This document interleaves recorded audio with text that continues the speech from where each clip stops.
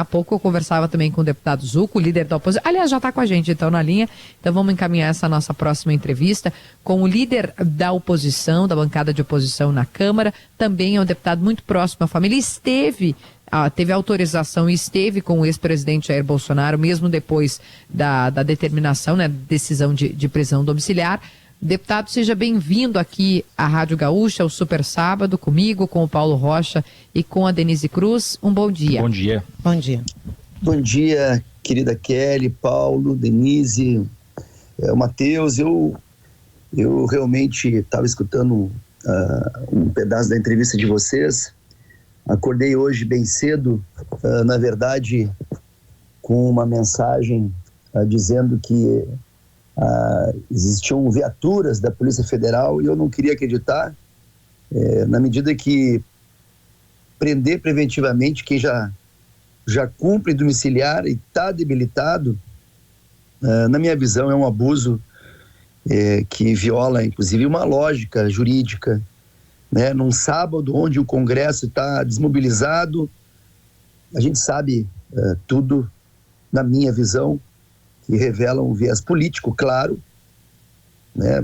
Na medida que o que não se entende é o grau que ele se encontra em termos de saúde. E a gente recebe essa notícia de forma muito triste, porque realmente a Justiça e principalmente o Supremo não mostram grandeza neste momento. Grandeza de espírito, grandeza inclusive de humanidade. Eu visitei o presidente e durante algumas horas eu não vi ele parar de soluçar ou de sentir algum desconforto em todos os momentos. Isso é unânime durante agora essas últimas visitas. Então, acho que envolve também algo desumano, algo em torno de uma maldade específica de um ministro. Não dá para falar que é todo o Supremo, mas um ministro que pegou isso como uma grande revanche, uma grande forma, né, de querer se cobrar, né?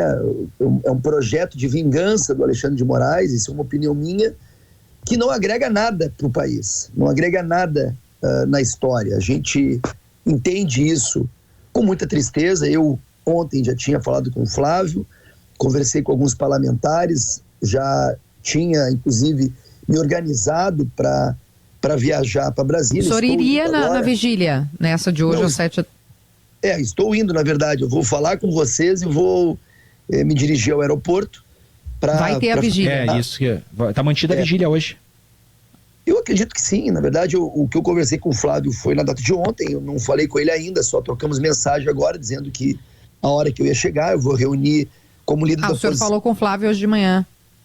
Trocamos mensagens somente, Kelly. Eu até estou dando o devido respeito, um momento para o filho, vou lá abraçar o Carlos, a própria primeira-dama que está no Ceará, acredito que deva se deslocar também para Brasília.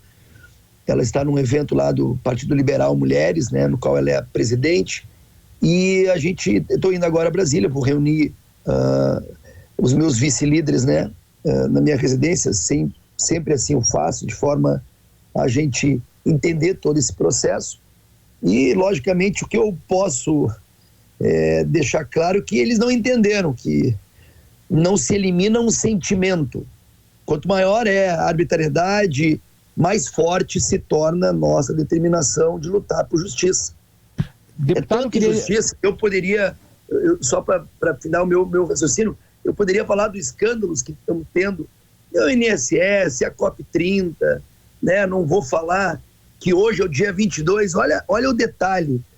O Alexandre de Moraes, ele multa o partido com 22 milhões. O Alexandre de Moraes pede uma prisão preventiva no dia 22. Isso aí é molecagem, isso aí é uma irresponsabilidade de acreditar que nos afeta. Só que não é só quem pensa de forma igual. O ser humano está notando uma maldade, seja direita, esquerda, centro. Eu converso com parlamentares de partidos que não pensam como eu penso, e vários falam que já passou dos limites esse tipo de perseguição. O cara tem 70 anos, tomou uma facada, algumas cirurgias, mas, enfim, é, na minha visão, algo muito injusto, e nós vamos continuar sempre trabalhando os princípios e valores que a gente acredita. Deputado federal Luciano Zucco, conosco ao vivo aqui na Rádio Gaúcha nesta manhã, com a repercussão que nós viramos hoje o tom do programa para todas as informações aí diretamente de Brasília e a prisão do ex-presidente Jair Bolsonaro. O Zucco que está indo para Brasília. Está indo para lá, inclusive. A decisão de hoje do ministro Alexandre de Moraes, deputado, faz menção a uma violação do equipamento de monitoramento eletrônico, da tornozeleira eletrônica, apontando para uma intenção do condenado de romper a tornozeleira eletrônica. Como era a relação do ex-presidente com o equipamento? Ele já tinha tido problemas com esse equipamento? O senhor tem informação nesse sentido? Como é que era isso? E a gente espera, né, deputado, eu vou pedir para o senhor ficar um minutinho conosco, porque a gente vai fazer a notícia na hora certa, senão marcou 9 horas, mas o senhor, o deputado já está acostumado a dar entrevista aqui, né, como líder da oposição que fica só um pouquinho que a gente vai cumprir o notícia na hora certa e já volta para essa resposta, combinado? Notícia na hora certa, então. Já voltamos com o deputado Luciano Zucco. Sábado, neste final de semana, diretamente da Praça João Corrêa, em Canela, onde trazemos as informações das festividades de Natal, Festival do Panetone, Sonho de Natal, mas claro, atentos aí e... Como diria o timeline, Kelly, mudando de jazz, né, em razão dessas informações necessárias, porque o ex-presidente Jair Bolsonaro foi preso preventivamente nesta manhã e está conosco na linha o líder da oposição, o deputado federal Luciano Zucco. E eu já retomo aqui o programa com a pergunta que eu havia feito antes do Notícia na Hora Certa sobre a questão da tornozeleira, deputado, pois há menção na decisão do ministro Alexandre de Moraes sobre uma violação do equipamento, indicando uma tentativa de rompimento do equipamento. Como era a relação dele com esse equipamento? Ele já tinha apitado em alguma oportunidade, tinha apresentado problemas? Pode ser que isso sirva como um argumento para demonstrar que, na verdade, o ex-presidente, em momento algum, tentou violar esse equipamento? Enfim, o que o senhor sabe sobre isso? Olha, eu logicamente, eu desconheço de qualquer parte técnica e qualquer falha à 00:08, inclusive pode ser referente a até porque o material eletrônico tem que colocar para carregar, isso aí tudo são ilações, são possibilidades que, na minha visão, mais uma vez, deixo muito claro, né, falar de uma possível intenção de fuga, eu acho que às vezes eles estimam da nossa falta de inteligência. Se o presidente Bolsonaro quisesse ter feito qualquer gesto, de qualquer ação, não seria nesse momento. Nós, até semanas atrás, o presidente permanecia indo ao Partido Liberal, frequentando, né, eventos, não só em Brasília como fora, e em nenhum momento ele teve qualquer tipo de intenção nesse sentido. E ele está passando recentemente por períodos muito graves em relação à sua saúde, né? São crises de soluço, episódios de vômitos, limitações físicas severas. Eu lembro que o presidente Bolsonaro é um senhor idoso de 72 anos, se eu não me engano. Então, a gente tem que ter o entendimento de tudo que está acontecendo e, infelizmente, como eu disse anteriormente, no viés político. O que aconteceu, na minha visão, é mais uma ação, né, injusta por parte do ministro Alexandre de Moraes, que comanda a instituição que tanto respeito, que é a Polícia Federal, né, porque não há motivo algum, até porque existe um monitoramento permanente na sua residência. Qualquer problema de uma falha técnica poderia ser imediatamente sanada ou verificada em loco, no local. Lembro que já havia uma determinação de uma equipe permanente na sua residência. Acompanhando, né? Então não haveria como, Kelly, ele ter qualquer ação nesse sentido. E usar a vigília, onde está a liberdade religiosa? Onde está agora os direitos humanos que falam sobre liberdade religiosa? Qual o problema de um filho pedir, clamar por oração em relação a um pai que está preso e está adoentado? Eu não consigo entender este o motivo de colocar. E detalhe que não era nem na frente da casa, era num condomínio fechado. Eu fui lá, ou seja, a residência até a entrada do condomínio é no mínimo de umas 500 metros, talvez. Um condomínio que tem mais de uma entrada, ou seja, numa eventualidade ele poderia sair por outra. Então são, na minha visão, desculpas que foram feitas para no dia 22 elencar e colocar ainda mais um motivo vinculado ao filho, pedindo oração. Olha, é maldade em cima de maldade, mas aí cada um dentro da sua crença sabe que essas injustiças serão pagas um dia. Sim, deputado, eu queria aproveitar, e a gente está se encaminhando já, né, agradecendo a sua participação aqui, a sua disponibilidade, porque o senhor já está, né, indo para Brasília, mas queria aproveitar, o senhor tem um papel muito importante enquanto líder da oposição.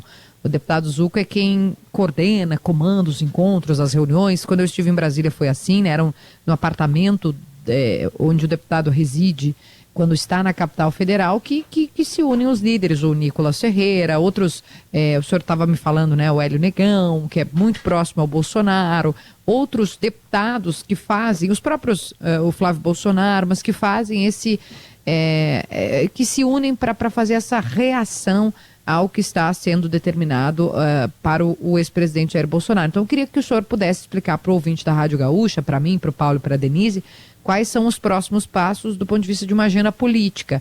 O senhor deve haver uma reunião hoje ainda, o Matheus Chu diz para a gente que é audiência de custódia amanhã, né? É amanhã, marcada para amanhã. Então, o que vocês estão prevendo?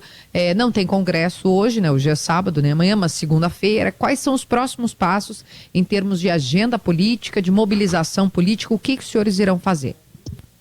Kelly, eu tô, inclusive desligo o telefone com vocês e vou entrar numa reunião virtual. Já conversei com alguns parlamentares, a gente vai entrar aqui e eu vou me dirigir a Brasília, pretendo me reunir com a família do presidente para a gente realmente estar unido nesse momento. É lógico, existe já uma agenda permanente na Câmara dos Deputados, no Congresso Nacional, que trata da pauta da anistia. Temos dezenas, centenas de presos do 8 de janeiro que nunca tiveram nenhum tipo de passagem na polícia ou qualquer tipo de transgressão, que estão presos em regime fechado injustamente. E esta pauta já havia, né, uma construção muito consolidada em relação às duas casas, tanto Câmara quanto Senado. Eu acho que cresce de importância este debate, então vamos, sim, procurar o presidente Hugo Mota, o senador Alcolumbre... Para anistia. Para que eles, sim, cumpram as suas respectivas palavras, porque no momento das suas pré-campanhas, ambos falaram que achavam da importância de pautar. Então, eu acredito que a gente possa construir esse momento, não fruto do que aconteceu hoje, mas sim do que nós acreditamos ser o correto, ser o justo. Mas hoje o principal é justamente a gente se reunir, conversar entre os parlamentares, conversar com os familiares, dar esse apoio e deixar claro para todo o cenário nacional e internacional que essa injustiça, ela tem que terminar. Nós precisamos virar essa página. O presidente Bolsonaro já estava preso em regime domiciliar, não há motivo algum de ele ficar, e é importante salientar que isso também traz um risco, né? É algo que a gente não deseja, mas qualquer coisa que aconteça com o presidente nesse estado de saúde será muito ruim, inclusive, para o Estado Democrático de Direito. É importante que se saliente. É lógico que nós sabemos hoje que uma depressão, que algo que possa piorar ainda mais o seu quadro de saúde, será imputado não só ao ministro Alexandre de Moraes, mas a todos aqueles que não enxergam que ele já estava em regime domiciliar, ele já estava preso em regime domiciliar. Então a nossa visão é tentar ver de que forma a gente pode avançar nessa pauta, que ele volte para a sua casa, volte a ser cerceado a sua liberdade no sentido já que foi decidido, mas que não façam essas maldades. Então, deputado, eu queria uma avaliação do senhor, deputado Luciano Zucco, aqui conosco ao vivo na Rádio Gaúcha, no Super Sábado, sobre a influência de aliados, né, ou de ex-aliados, enfim, de pessoas que foram em algum momento aliadas de Jair Bolsonaro, como Carla Zambelli, como Alexandre Ramagem. De certa forma, também Eduardo Bolsonaro, quando abandona suas atividades legislativas no Brasil e parte para os Estados Unidos, que ajudam a construir essa narrativa de uma série de elementos que sustentam, pelo menos sob a ótica da decisão de hoje, de uma possível fuga de Jair Bolsonaro, porque são pessoas que foram para outros países, saíram. Como é a sua avaliação sobre a influência desses aliados, do que a Carla Zambelli fez, do que Alexandre Ramagem fez, do que Eduardo Bolsonaro fez, nesse contexto, né? Enfim, imagino que isso talvez tenha frustrado também, de certa forma, algumas das expectativas nesse contexto.